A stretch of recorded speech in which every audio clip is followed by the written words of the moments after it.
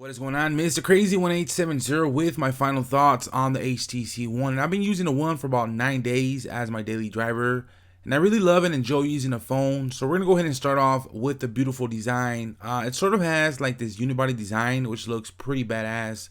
It's also pretty thin and light, so it's really comfortable to hold in the hand. On the back, you'll find some branding on it. We have some HTC, AT&T logo because this is an AT&T model, and some Beats audio as well. I also wanted to point out a little imperfection on the build quality, and shout out to Sueños on the Lunatic Facebook page for putting me up on game on this.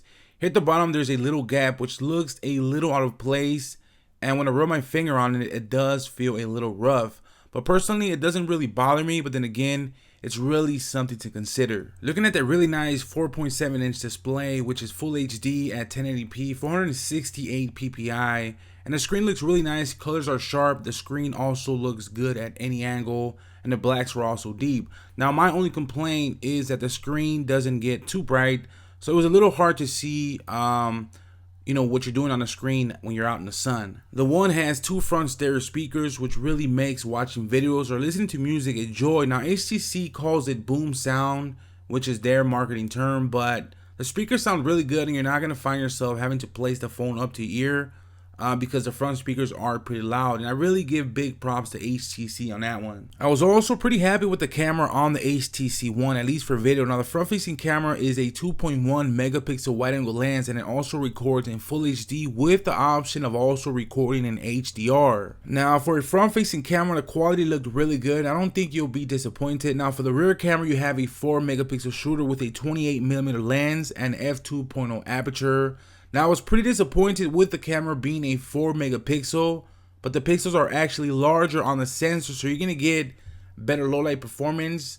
Images look pretty bright, but not perfect. I mean, they're okay, but I wasn't really all that happy with the image quality. There's also a feature on the camera called Zoe, and it takes 1 second of video before you press the shutter buttons and 3 seconds after. So it's pretty much shooting video and picture at the same time. You're also able to scroll through the video and choose a still from whatever spot you want. I would say it's pretty cool for action shots. Other than that, I really don't see myself using it that much. So diving a little into the OS. Now, the One is running Android with HTC Sense. So here we have the lock screen, which gives us the time and date and weather.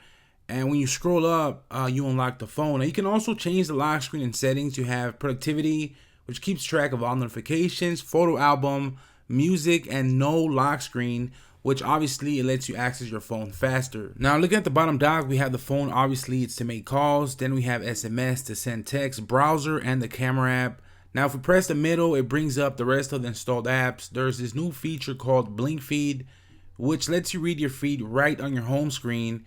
And you can set up a couple sites like your own Twitter, Engadget, The Verge, the Associated Press, and so on and so forth. So you could be up to date right on your home screen, and it's pretty sweet. It's definitely a time saver, but sometimes it can feel a little bit overcrowded.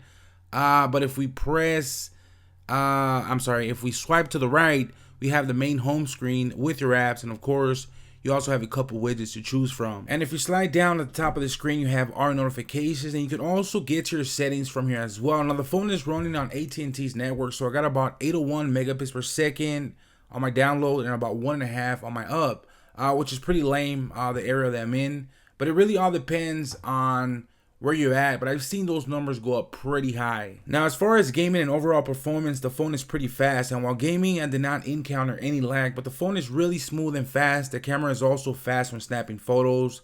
Battery life was decent. I will pull the phone off the charger at around 4:30 a.m.